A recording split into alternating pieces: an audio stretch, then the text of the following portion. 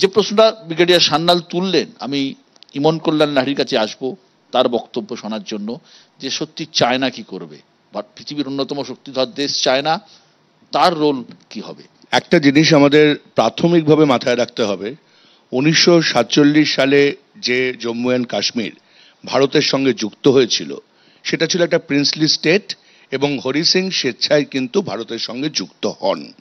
কেননা সেই সময় পাকিস্তানি মিলিশিয়া কিন্তু জম্মু এবং কাশ্মীর আক্রমণ করতে শুরু করেছিল। ভারত যুদ্ধ করেছিল, পাকিস্তান যুদ্ধ করেছিল, এবং হরি সিং এর কাছে খুব ক্লিয়ার একটা মেসেজ ছিল ব্রিটিশ সরকারের পক্ষ থেকে, আইদার পাকিস্তানে জয়েন করুক নইলে ভারতে জয়েন করুক।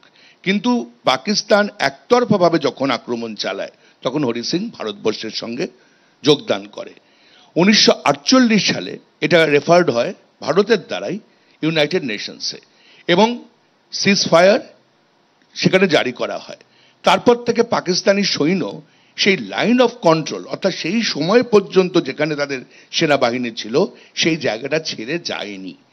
আজকে 26 জনের মৃত্যুর পর আমার মনে হয় যে আন্তর্জাতিক আইন অনুযায়ী লিগালি চায়না কেন, চায়না তো আরো একটা অংশ দখল করে আছে, আকসাই চীন, শাসগাঁও, সেটা 63 সালে দেওয়া হয়েছিল চায়নাকে পাকিস্তানের পক্ষ থেকে 62 সালে যুদ্ধ জয়ের পর। আজকে যে কোনো প্রকারে এই পাকিস্তান অকুপাইড কাশ্মীরটা ভারতবাসীর ফিরে পাওয়া প্রয়োজন, কেননা এটা পলিটিক্যাল ডিসিশন, এটা কোন রকম সামরিক ডিসিশন ভারতবর্ষ কোনোদিন নেয়নি।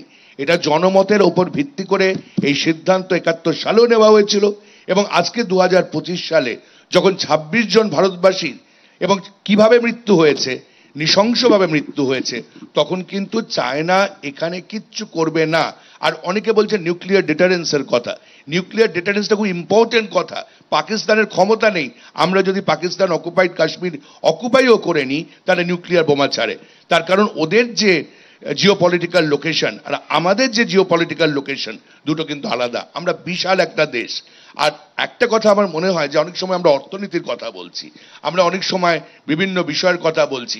ভিয়েতনাম কিভাবে যুদ্ধ করেছিল দীর্ঘদিন মার্কিনীদের বিরুদ্ধে, আজকে আত্মরক্ষার জন্য, আত্মরক্ষার তাগিদে আজকে 26 জন সাধারণ মানুষ, সেটা কিন্তু জেনোসাইড কনভেনশনকে ভায়োলেট করা হচ্ছে। আর ইন্টারন্যাশনাল রিলেশনসে পাওয়ার সবচেয়ে বড় কথা নয়, জাতীয় স্বার্থ সবচেয়ে বড় কথা। জাতীয় স্বার্থ যখন আঘাতপ্রাপ্ত তখন কিন্তু ভারতবাসী চাইবে, গোটা দেশ চাইবে, যেটুকু অংশ আইনত আমরা আমাদের পাওয়ার যোগ্য সেটুকু যেন ফিরে পাই। আর দ্বিতীয় একটা কথা, যেটা হিন্দু শব্দ ব্যবহার করে তারা মেরেছে, এই জঙ্গিরা বোধহয় ভুলে গেছে সাদাত হাসান মান্টো, যিনি একসময় পাকিস্তানে লাহোরে চলে গেছিলেন, ভারতবর্ষই কিন্তু তার মৃত্যুর পর তার মেয়েদের ডেকে নিয়ে এসে তাকে সম্মান জানিয়েছিল। পার্টিশনের দুঃখ কিন্তু ভারতবাসী বলেনি। আর এটাও মনে রাখতে হবে, আজকে যে আধুনিক শিক্ষা ব্যবস্থা, সেখানে মৌলানা আবুল কালাম আজাদের মতো মানুষদের যথেষ্ট রকম একটা কন্ট্রিবিউশন আছে। সুতরাং আমাদের ভাগ করা যাবে না। ভারতবর্ষ একটি ধারণা, ভারতবর্ষ একটি সভ্যতা, ভাগ করা যাবে না। যেটুকু জায়গা বাকি আছে আমার মনে হয় সেইটুকু নিয়ে নেওয়া প্রয়োজন। ডিপ পাকিস্তানে কি হবে আমাদের জানার প্রয়োজন নেই, কিন্তু পিওকে আমাদের চাই। দেশে একটা দাবি উঠেছে পিওকে চাই। ঘটনাচক্রে মানে আপনারা কজন গেছেন জানি না, পিওকেতে মানে একদম লাইন অফ কন্ট্রোলে আমি গিয়েছি। আমার সৌভাগ্য হয়েছিল 18 মাস আগে একদম লাইন অফ কন্ট্রোলে যাওয়ার, এবং উল্টো দিকে মুজাফফরাবাদ, ঠিক তার উল্টো দিকে টিটওয়াল বলে ভারতবর্ষের শেষ গ্রামটা গিয়েছিলাম।